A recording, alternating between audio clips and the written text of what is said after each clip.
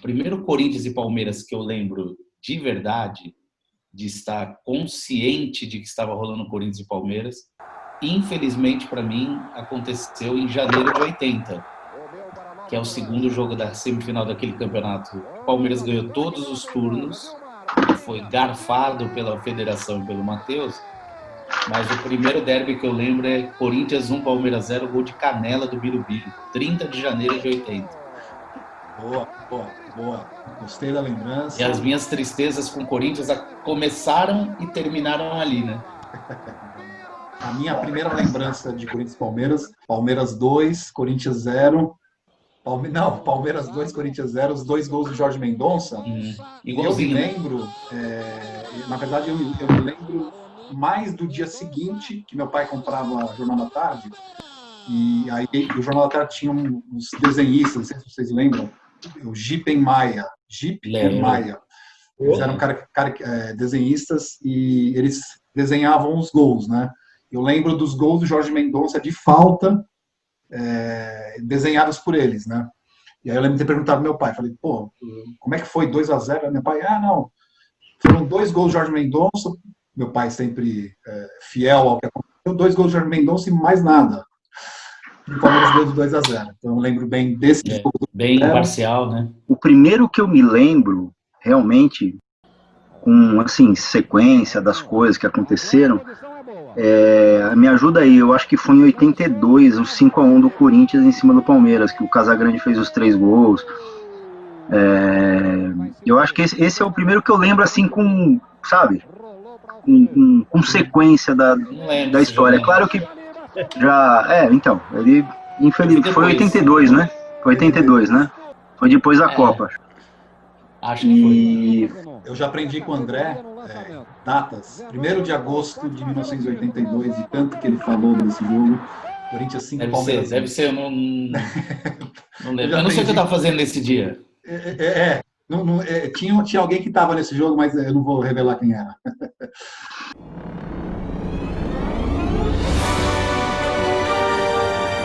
O que mais me marcou, assim, meu irmão ficou chorando metade da sessão, porque não entendia nada e queria ir embora.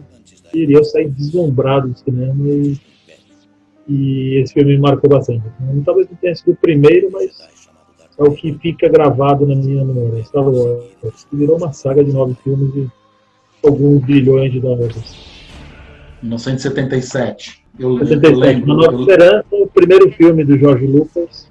Não é o primeiro da carreira dele, né? O primeiro foi PHX 1138, um filme experimental.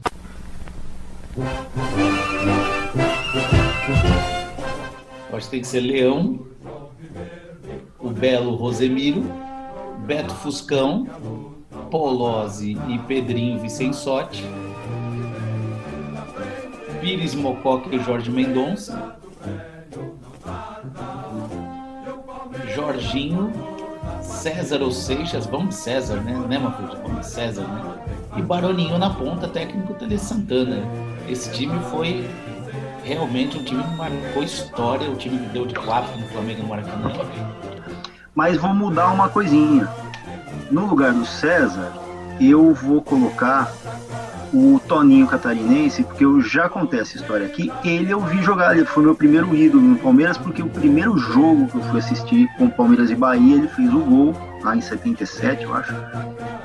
Então ele eu vi jogar, né, e se tornou meu ídolo. Então eu coloco ele de centroavante.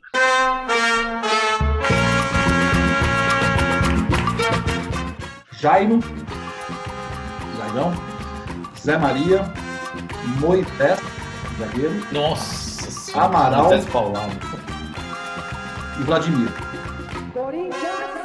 Birubiru, Basílio e Sócrates. Belo meio de campo, hein? Birubiru, Basílio e Sócrates. Vaguinho, Palinha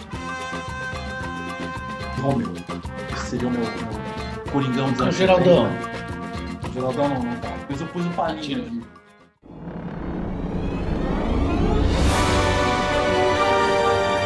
Eu fico, Dandão, entre dois, entre o Deniro, o Mahfoud Deniro e o Marlon Brando. Os dois interpretaram o mesmo personagem, né, no Poderoso Chefão, um jovem e um mais velho, e as interpretações foram dignas de Oscar. Né? Fantástico. Então ficou entre os dois, difícil escolher um. E menção honrosa para o Nicholson, Jack Nicholson. John Travolta, não? E o Sylvester Stallone, Rock, ganhou um Oscar. Rocky, do you believe that America is the land of opportunity? Yeah. E sabia dessa, né, André? O quê? Ele escreveu o roteiro do Rock e ele só aceitou vender o roteiro se ele fosse o ator principal.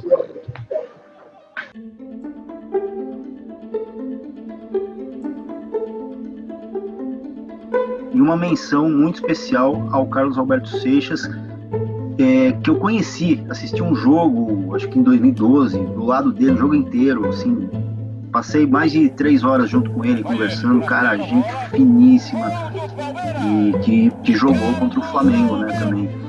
Também assisti a mesma coisa, um jogo inteiro do lado do Rosemiro, outra figura, cara. Agora, isso daí já foi no Allianz Parque, já. Nossa. Ele é bonito. Não, precisa de ver ele cornetando os laterais. Ele fala, pô, lateral hoje em dia não chega no fundo, no cruze, não marca, não vai meter. Tem razão. Ô, Danão, só fazer uma homenagem aí pro Mafudi, o jogo que ele foi ver Palmeiras e Bahia. 3 jogadores daquele Bahia, 2 com certeza, o terceiro não lembro se tava. Tem nomes interessantes, né? Tinha um zagueiro que chamava Sapatão. E o centroavante era o Beijoca. Isso é futebol raiz, cara. Não é Felipe Coutinho, Lucas Lima, Thiago Maia. Eu não aguento esses nomes. É César, né? O centroavante que você escalou no Palmeiras. Eu fui faz uns, 15 anos cortar o cabelo num lugar. 2 barbeiros, pai e filho, assim, palmeirenses. Né? Já conheci os caras, que era gente boa. O Zezinho, mais velho, e o Cássio, o mais novo. Um cara que tava cortando o cabelo antes de eu cortar, palmeirense também, e falando do pai dele, que era o César. E ele falando pros barbeiros, falando, pô, meu pai, o César, os caras, nossa, que legal, jogou no Palmeiras, na década de 70, não sei o quê. Aí os caras tinham umas revistas do Palmeiras guardadas lá, vamos olhar e ver, né, o César. E aí, nas revistas que os barbeiros tinham, que os caras tinham na barbearia, não tinha nenhuma foto do César, né? Aí eu falei, o meu avô também jogou no Palestra, na verdade, né? Meu avô jogou no Palestra muito tempo atrás, anos 30, né? Aí os caras, como é que ele chamava? Tal, eu falei, não, Jurandir, tá. Aí eles foram pegar as mesmas revistas que eles pegaram para ver se o César estava lá, e eles pegaram o Paulista de 36 com o pôster do meu avô lá, de Palestra, foi bem legal.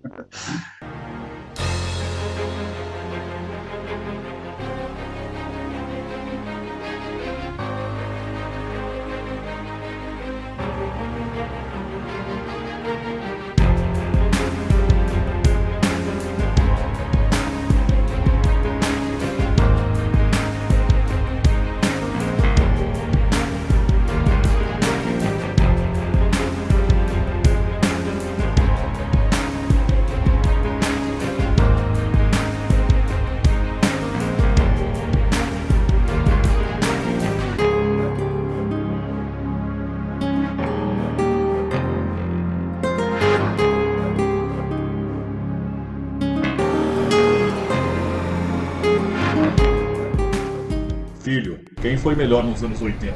Que papo é esse, coroa? Corinthians ou Palmeiras? Escolhe um. Eu sei lá quem foi melhor nos anos 80. Só sei que o Beto Fuscão e o Birubiru não limpam a chuteira do Van Dijk nem do De Bruyne. O futebol era lento, o gramado era um pântano. Lembra da Vila Belmiro? Dava até pra criar caranguejo lá, lembra? Lembra? Ah, que saco. Essa geração mimimi. Você não vai acreditar. Nos anos 80 eu recitava Shakespeare e dizia, ser ou não ser, cadê o Tostão? E não é que aparecia um Tostão, um Romário, um Dr. Sócrates. E não tinha esse papinho de hoje o pai tá on, ou cabelinho pintado, brinquinho nos mamilos, chuteiras coloridas. Se você tomasse uma entrada dura, a resposta era dar o troco com uma cotovelada no lance seguinte, sabe? Imagina se o Chulap ia pedir pro juiz conferir o VAR. É claro que não ia, né?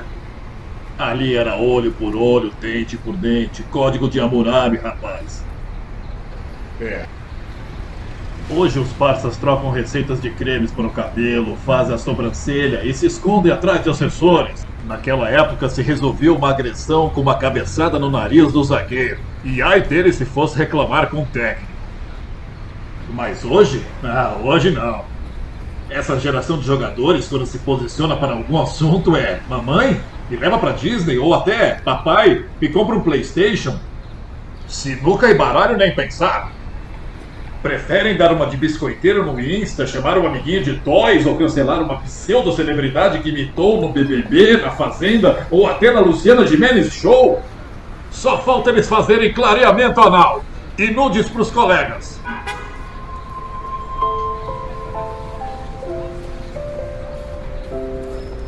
Sabe, filho, eu já fui o Rambo no cinema. Eu tenho uma reputação a zelar. Não dá pra torcer pro City ou Barça. Tem que assistir o jogo em pé e do alambrado. Se não comer calabresa estragada ou filé mignon, nunca será um torcedor de verdade.